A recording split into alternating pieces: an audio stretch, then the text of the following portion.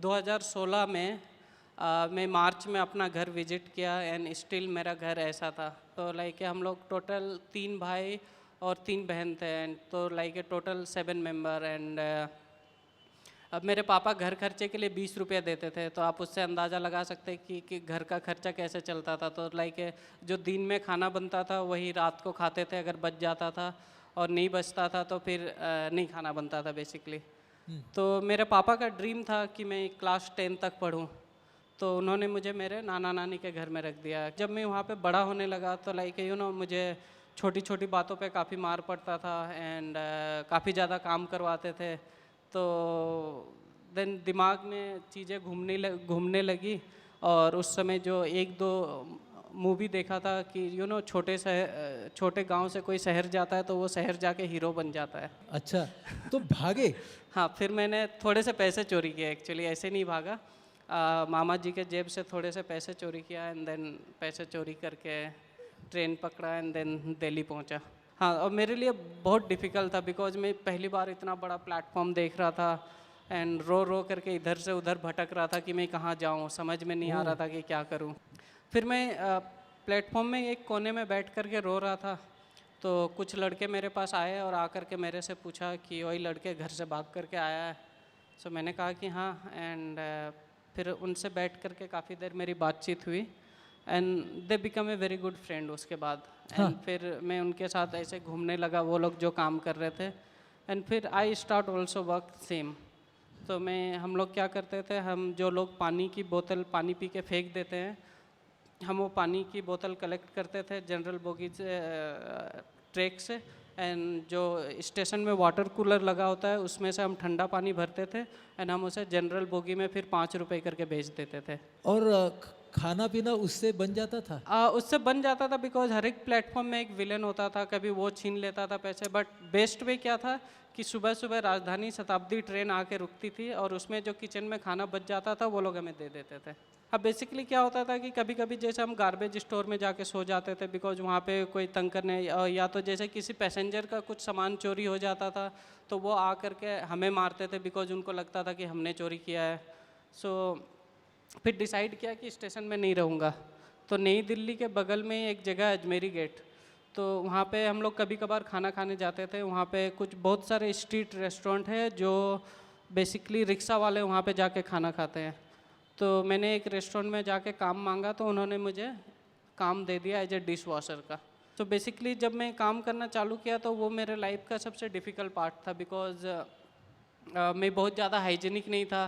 तो एंड ठंडी के समय में बर्तनें धुलता था, तो लाइक सुबह 5:30-6 बजे उठना पड़ता था एंड देन शाम को 11-12 बजे दुकान बंद होता था। तो लाइक हाथ पांव वगैरह से काफ़ी ब्लड आते थे बिकॉज घाव वगैरह हो जाते थे वो जूठे खाना धुल करके। तो फिर मुझे रियलाइज़ होता था कि यार मैं क्यों घर से भागा, मतलब घर में एटलीस्ट ठीक ठाक तरीके से रह तो रहा था। हाँ, तो फिर इसमें एक परिवर्तन आ गया। हाँ, एक वॉलेंटियर आया, मतलब वहीं बगल में एक संस्था था, तो एक वॉलेंटियर आ करके मेरे से पूछा कि विक्की तुम्हारी उम्र अभी पढ़ाई लिखाई करने की है, तुम ये सब काम क्यों कर रहे हो? तो आई सेड कि मुझे कौन पढ़ाएगा लिखाएगा। सो आई सेड कि मैं एक संस्था जानता हूँ, मैं तुम्हें वहाँ पे भेज देता हूँ, तुम वहाँ पे जाओ, तुम्हें अच्छा लगे तो रहना, नहीं तो वापस आ जाना। So then I went there and जब मैं वहाँ पे जाके रहना चालू किया तो मैंने देखा कि खाना अच्छा मिल रहा, शाम को इवनिंग न्यूट्रिशन मिलता था एंड मॉर्निंग ब्रेकफास्ट बढ़िया मिलता था। सो लाइक मैं तो अच्छे से फिर रहना लगा वहाँ पे। फिर देन मैंने देखा एक दिन कि एक लड़का वहाँ से स्कूल जा रहा। सो आई आस्क माई टीचर कि सर मुझे भी स्कूल जाना है। हाँ, तो ही सेड कि अगर स्कूल जाना है तो तुम्हें अपना घर जाना पड़ेगा। तो सलाम बालक का और एक शेल्टर होम है अपना घर। सो वहाँ पे सिर्फ स्कूल जाने वाले बच्चे रहते हैं। तो मुझे फिर वहाँ पे भेज दिया और फिर मेरा क्लास 7th में एडमिशन हो गया। कैमरा हाथ में कब आया? कैमरा बेसिकली जब मैं सलाम बालक में नया नया आया था उस समय एक फ़ोटोग्राफी वर्कशॉप हुआ था, तो मैंने पार्टिसिपेट नहीं किया था उस वर्कशॉप में। बट मैंने देखा था कि जो बच्चे उसमें पार्टिसिपेट किए थे वो अपने एग्जीबिशन के लिए इंडोनेशिया और श्रीलंका गए थे। तो जब मैं क्लास 10th में था तो मेरे 48% आए क्लास 10th में, और मेरे टीचर बहुत गुस्सा करने लगे मेरे ऊपर कि मतलब इतने कम परसेंटेज कैसे आए, बिकॉज पहले 80% आता था 7th 8th 9th में और अचानक 48। तो बोर्ड के एग्ज़ाम में नकल नहीं मार पाया था तो इस वजह से परसेंटेज नहीं आया था। तो टीचर ने कहा कि आप पढ़ाई में अच्छे हो नहीं, आप अपना ट्रैक चेंज करो और कुछ फॉर्मल ट्रेनिंग करो। सो देन मेरे दिमाग में सडनली क्लिक किया, ओ फोटोग्राफी करूँगा तो घूमने फिरने को मिलेगा। हाँ। तो मैंने टीचर को कहा कि सर मुझे फ़ोटोग्राफी करनी है। तो उस समय सलाम बालक में एक कोडेक कैबिटेन का प्लास्टिक कैमरा था, तो उन्होंने मुझे वो कैमरा दिया और मैं उसी से बच्चों का फ़ोटो, उस समय हमारे सलाम बालक में एक अवार्ड प्रोग्राम चलता था, international award for young people, तो उसके स्किल में मैंने फ़ोटोग्राफी ले रखी थी। अच्छा, तो उसके लिए मुझे हर महीने 3 रोल मिलते थे और उसके डेवलपिंग के खर्चे मिलते थे। लेकिन तुम्हें कब पता चला कि तुम्हारी फोटोग्राफी की नज़र कुछ अलग है? ये कभी पता चला? तो जब मैं 2005 में मुझे सलाम बालक से निकलना था, तो मेरे लिए सलाम बालक ने जॉब ढूंढा एज ए फ़ोटो असिस्टेंट का। सो एक दिल्ली बेस्ड फोटोग्राफर है नईमान, तो मैं उनके पास गया एंड उन्होंने मुझे as a photo assistant job दिया कि मैं आपको महीने में 3000 रुपये सैलरी दूंगा, सेलफोन दूंगा, बाइक दूंगा। मुझे लगा वाओ फैंटास्टिक जॉब, एंड बाकी दिन आप फ्री हो। तो मुझे लगा कि ठीक है, और मैंने उनको ज्वाइन कर लिया। एंड फोटोग्राफी मैंने घूमने फिरने के लिए पसंद किया था। तो जैसे मैंने उनका ज्वाइन किया उसके 2-3 महीने के बाद मेरा ट्रैवल स्टार्ट हुआ उनके साथ। बेसिकली वो फॉर्चून, फोर्ब्स, टाइम मैगजीन के लिए शूट करते थे। तो 2.5 साल में मेरे पास 300 बोर्डिंग पास इकट्ठे हो गए। अच्छा, आप हर एक फ्लाइट का बोर्डिंग पास इकट्ठे, बिकॉज मेरे लिए उस समय तो बड़ी बात थी ना कि फ़्लाइट में बैठ रहा हूँ। जब गर्मी के दिनों में छत पे सोते थे और फ्लाइट देखते थे गुजर रहा था, तो हम मन ही मन सोचते थे कि ना कब हम बैठेंगे फ़्लाइट में। तो उसके बाद 2007 में मैं जब लोन लेकर के फ़ोटो खींचना चालू किया, तो मैं अपने लाइफ स्टोरी शूट करना चालू किया, बिकॉज मेरे लिए वो इजी था कि मेरे पास बाहर इधर उधर जाने के लिए किराया होता नहीं था, और जो 3 रोल मिलते थे 1 महीने के लिए वो जल्दी ख़त्म हो जाता था। तो मैं शादी वगैरह में जाके वेटरिंग कर लेता था और उससे जो पैसे आते थे उससे रोल ख़रीदता था एंड शूट करता था। तो ऐसे ही शूट करते करते कुछ फ़ोटो इकट्ठे हुए एंड किसी ने देखा एंड उन्होंने अप्रिशिएट किया उसको एग्जीबिशन लगाने के लिए। तो ब्रिटिश हाई कमीशन ने उसको स्पॉन्सर किया, ब्रिटिश हाई कमीशन और DFID ने। तो मैंने अपना पहला एग्जीबिशन लगाया। ये स्ट्रीट ड्रीम्स। हाँ, सो ये स्ट्रीट ड्रीम्स मेरा पहला एग्जीबिशन है। सो इसमें मैंने ये दिखाने की कोशिश की कि जब मैं स्ट्रीट पे रहता था तो मैं किस तरीके से रहता था। और मैंने इसमें जो सारे फ़ोटोग्राफ शूट किए वो सारे 18 साल से कम उम्र के बच्चों के फ़ोटो शूट किए, क्योंकि जब मैं स्ट्रीट पे था तो मैं भी 18 साल से कम उम्र का था। सो जैसे ये दीपक है, एंड दीपक को ट्रेन से किसी ने फेंक दिया था एंड उसके आप देखो तो राइट गाल पे चोट लग गई थी। तो ये GRP पुलिस स्टेशन है नई दिल्ली में, तो ये मेडिकल पट्टी करवा के और वो ठंडी के दिनों में धूप सेक रहा था वहाँ पे। ये इंडिया गेट में तो मैं कभी कभी बच्चों को उनको खेलने के लिए इंडिया गेट लेकर के जाता था। और लाइक हमारे लिए प्लेटफॉर्म ये सब हमारे लिए घर होता था, हमें कोई फ़र्क नहीं पड़ता था कि कौन आ रहा कौन जा रहा है, तो हमें कोई फ़र्क नहीं पड़ता था। सो ये जैसे नंदलाल पप्पू है, ये सुबह स्कूल जाते हैं एंड शाम के समय जोरबाग रेड लाइट पे न्यूज़पेपर बेचते हैं। ये विक्की है, ये पुणे से है ओरिजिनली, एंड इसके मम्मी पापा नहीं चाहते कि ये शेल्टर होम में रहे, तो ये शाम के समय CP में बैठ के पैसे के लिए वेट कर रहा है कि कोई उसे आके पैसे दे के जाए। ये ऐसे फ्रेम आपको कैसे मिलते हैं Vicky? Basically on the spot जाता हूँ एंड मेरे बॉस ने कहा मतलब जब मैं स्टार्टिंग में फ़ोटो खींचना चालू किया, सो लाइक हम जो इंडिया में बड़े हुए हैं एक अलग पर्सपेक्टिव के साथ, तो इसीलिए हमें एक अलग वो ढूंढना था एक फोकस वे में कि जब मेरा कोई फ़ोटो देखे तो सबसे पहले लोग की नज़र वहाँ पे जाए कि मैं क्या दिखाने की कोशिश कर रहा हूँ, एंड उसके बाद मेरे फ्रेम के बाकी पार्ट में जाए। सो जैसे मैं बहुत यंग था जब मैंने ट्रैक पे कबाड़ी बिनना चालू किया था, तो मैं भी इसी एज का था और इसी तरीके से ट्रैक में कबाड़ी चुनता था। सो जैसे मैं कह रहा था गार्बेज स्टोर में जब कभी कभी हम जाके सो जाते थे, बिकॉज यहाँ पे पुलिस वाले या और कोई चेक करने नहीं आते थे कि गार्बेज स्टोर में क्या हो रहा है, तो इस सेफ जगह सोने के लिए।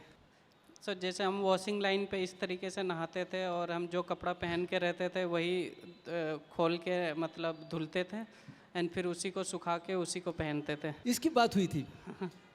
पूरे दुनिया के 4 फोटोग्राफर्स को ये चांस मिला कि 9/11 के बाद वर्ल्ड ट्रेड सेंटर की जो पुनर्निर्मित हो रही है उसको आप आपके कैमरा में कैच करें, and he was one of the 4 photographers selected from the world. So basically ये पूरा कंस्ट्रक्शन साइट है और पहले यहाँ पे 2 टावर थे जो गिर गए थे, एंड अब बेसिकली वो लोग यहाँ पे 4 टावर बना रहे हैं। एंड बहुत समय लाइक हमें फील होता है कि यार हमें इंग्लिश नहीं आती है तो हम अनप्रोफेशनल है, मुझे भी ऐसा फील होता था। एंड मैं जब न्यूयॉर्क गया था तो मेरी इंग्लिश कोई बहुत ज़्यादा अच्छी नहीं थी, but when I went there and I saw lots of Japanese and Chinese and European, they speaking very bad English there. तो उससे अपना अच्छा है। मेरा तो उससे बढ़िया था। आहा, ये ये वर्ल्ड ट्रेड सेंटर 7 का बिल्डिंग है, ये पानी का रिफ्लेक्शन में मैंने ये Reflection शूट में। किया है वर्ल्ड ट्रेड सेंटर के साइड से। उसके बाद मुझे उन्होंने और एक अपॉर्चुनिटी दिया कि मैं साथ में आईसीपी में फ़ोटोग्राफी की पढ़ाई करूं। ICP is international centre for photography और वो वर्ल्ड का one of the best photography school है। मुझे लगा कि इन फ्यूचर अगर मैं किसी को फोटोग्राफी टीच करूं तो मुझे स्टेप बाय स्टेप चीज़ें आनी चाहिए। इस वजह से मैंने वहाँ पे फिर डॉक्यूमेंट्री फ़ोटोग्राफी की पढ़ाई की थोड़ी सी। 2011 में मैं अपने एक कुलीग से मिला, चंदन गोम्स नाम है उसका, एंड हम दोनों ने मिल करके ये लाइब्रेरी स्टार्ट किया। तो हमारे ऑर्गेनाइजेशन का नाम है रंग ओपन, उसके अंडर में हम ये लाइब्रेरी करते हैं, ओपन लाइब्रेरी। तो रंग ओपन लाइब्रेरी बेसिकली हम क्या करते हैं कि हमने देखा कि जो फोटोग्राफी बुक्स है वो बहुत एक्सपेंसिव है, जो यंगर जनरेशन अफोर्ड नहीं कर सकते हैं। तो हमने सारे बड़े फोटोग्राफर से अप्रोच किया कि वो अपने बुक्स हमें डोनेट करें। अच्छा, तो सभी लोग हमें डोनेट करने के लिए एग्री हो गए। तो हमारे पास 400-500 फोटोग्राफी बुक्स इकट्ठे हो गए। तो हम ये लाइब्रेरी इस तरीके से करना चालू किया है। तो हम हमेशा एक इस्टेब्लिश फोटोग्राफर को बुलाते थे और इस तरह का एक टॉक ऑर्गेनाइज करते थे और सारे बुक्स निकाल के रख देते थे लोगों को देखने के लिए। तो मेरा प्लान है कि इसे मैं ऐसा लाइब्रेरी बनाऊं, ये एक तो इंडिया का पहला फोटोग्राफी लाइब्रेरी होगा, एंड प्लस ऐसा इसे बनाऊंगा इन फ्यूचर किसी को कुछ भी रिसर्च करना होगा ना फोटोग्राफी से रिलेटेड, तो वो इस लाइब्रेरी में आएगा और उसको A to Z सारे चीज़ें मिल जाएगा यहाँ पे उनको। ये आपका पहला फोटोग्राफी पहला मेरा फोटोग्राफी बुक है और इस बुक का नाम होम स्ट्रीट होम इस वजह से है बिकॉज मैं पहले घर पे था, फिर मैं स्ट्रीट पे रहा, उसके बाद जब मैं शेल्टर होम में रहा तो शेल्टर होम मेरे लिए घर बन गया। ये शेल्टर होम के लड़के हैं। हाँ। फिर कभी कभी लड़ाई भी हो जाती है तो आपस में लड़ते भी हैं। आहा, ये जैसे राजू कुमार है, अब ये फुटबॉल कोच बन गया है। ये दिवाली के दिवाली फोटोग्राफ का से त्योहार हम शेल्टरों में सारी चीज़ें सेलिब्रेट करते थे। हम अपने अंडरवियर इस तरीके से सुखाते थे और सेव करते थे ताकि कोई दूसरा बच्चा चोरी ना कर ले किसी का अंडरवियर। ये 15 अगस्त के टाइम में काफ़ी हम लोग पतंग वगैरह उड़ाते हैं। दिल्ली में 15 अगस्त के टाइम में पतंग उड़ता है। जद्वार कॅसल, ये एक स्पेशल आपका फोटोग्राफी मिशन हां. था। बुंदेलखंड म्हणून जो आहे तिथे हा जनवार नावाचं एक गाव आहे आणि त्या गावामध्ये आदिवासी गाव आहे, तर तिथं एक स्केटिंग बोर्ड तयार केला गेला आणि त्या स्केटिंग बोर्डच्या द्वारे त्या गावामध्ये समाज परिवर्तनाचा एक प्रयोग चालू झाला। तो पहले आप फोटो देखिए कि फोटो जो देखिए। ये स्केट पार्क है वो कैसा है। कैसा है? तो बेसिकली ये सारे आदिवासी बच्चे हैं। तो मैं ये 2 साल से ये स्केट पार्क मतलब हर 2-3 महीने में जा कर के शूट करता हूँ। एंड आप ये फ़ोटोज़ देखिएगा, मैं इट्स वेरी इंटरेस्टिंग कि मैंने इन फ़ोटोज़ के साथ क्या किया है। कोई टीचर वगैरह नहीं है तो बच्चे अपने आप ही सीखते हैं। जब मैं ये शूट कर रहा था तो यहाँ पे बच्चों से मैंने बात करना चालू किया और उसके बाद इन बच्चों के लिए मैंने एक कैंपेन किया। तो हमने इस कैंपेन का नाम रखा रूरल चेंज मेकर। हमने फिर बच्चों से पूछा कि उनके क्या ड्रीम है, क्या करना चाहते हैं। तो जैसे अंकुश सिंह कि मैं देश की सेवा करूँगा, ठीक है। देन सीमा सिंह कि हमारे स्कूल में पंखे होने चाहिए बिकॉज ये जिस स्कूल में पढ़ती है पंखे नहीं है। फिर उसके बाद और एक लड़का है जो कह रहा था कि मैं पढ़ लिख करके इस गांव का मुखिया बनना चाहता हूं। तो जो मेरे सलाम बालक के ट्रस्टी है उन्होंने मुझे मैसेज किया कि इस लड़के का डिटेल भेजो, I want to support him. तो उनके जब घर वालों से बात किया तो उन्होंने कहा कि उनको गांव से नहीं भेजेगा, तो उसके जगह एक दूसरे लड़के को स्कॉलरशिप मिला, तो वो अभी दिल्ली में प्रकृति स्कूल में पढ़ रहा है। सो बेसिकली क्या हुआ कि जब मैंने ये कैंपियन और शूट करते करते काफ़ी टाइम स्पेंड किया, तो हमने क्या देखा कि गर्मी के दिनों में वहाँ पे 2 कुएँ थे जो किसी गवर्नमेंट का आदमी ने उसे डंप कर दिया था, बिकॉज उनको हैंडपम्प का कॉन्ट्रैक्ट मिला था। तो गर्मी के दिनों में उस हैंडपम्प में भी पानी नहीं आ रहा था, एंड गांव वालों को लेके 3 किलोमीटर दूर जाना पड़ता था पीने का पानी भरने के लिए। तो जिन्होंने ये स्केट पार्क बनाया उल्रिक ने, तो उल्रिक को मैंने कहा कि जितने लोगों को तुम जानते हो और जितने लोगों को मैं जानते हैं, हम लोगों को मेल करते हैं एंड उनसे हम फ्री में पैसा नहीं मांगते हैं, हम उनको बोलते हैं कि आप हमारे कुछ फ़ोटोग्राफ्स खरीद लीजिए इसमें से। तो हमने 16 फ़ोटोग्राफ्स बेच के 8 लाख रुपए इकट्ठा किया। और उसके बाद हमने क्या किया, जो 2 कुएँ उन्होंने डंप कर दिए थे, हमने उनको रीओपन किया एंड रीओपन करके मोटर लगा करके, और हमने ये सोलर पैनल के साथ उनको कनेक्ट कर दिया, और अब 12 महीने यहाँ पे पानी रहेगी। Indian Railways, when completed 160 years, called the same Vicky Roy to capture Indian Railways. So basically मुझे जो उन्होंने शूट करने के लिए दिया था वो ये नहीं दिखाना चाह रहे थे कि इंडियन रेलवे क्या कर रही है, बेसिकली मुझे जो इंडियन रेलवे का विंटेज लुक है वो शूट करने के लिए कहा था। Vintage stations. हाँ, vintage engine. सो ये ओल्ड दिल्ली रेलवे स्टेशन है।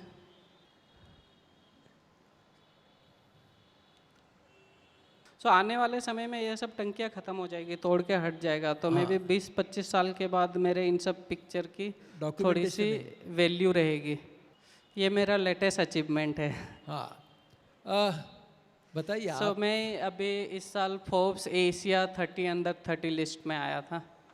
आज का विकी का पुरुलिया का घर कुछ ऐसा दिखता है। हाँ, और बेसिकली मैंने जो वो घर की स्टार्टिंग में फ़ोटो दिखाई थी वो मैंने फरवरी में शूट की थी, और ये मैंने मई महीने में शूट किया है क्योंकि मैंने मदर्स डे पे अपने मॉम को ये घर गिफ्ट किया था। घरातून पळून गेलेला एक मुलगा। आपण सगळे किती पटकन दैववादी होतो बघा। आपण नेहमी आपल्याला काही अडचण आली आणि आपल्याला एखादी असफलता आली, असमाधान आपल्या वाट्याला आलं की आपण नशिबावर आणि दैवावरती पटकन बिल फाडतो। मला वाटतं अशी वेळ जेव्हा आपल्यावरती येईल तेव्हा आपण सगळ्यांनी आता विकीला आठवूया।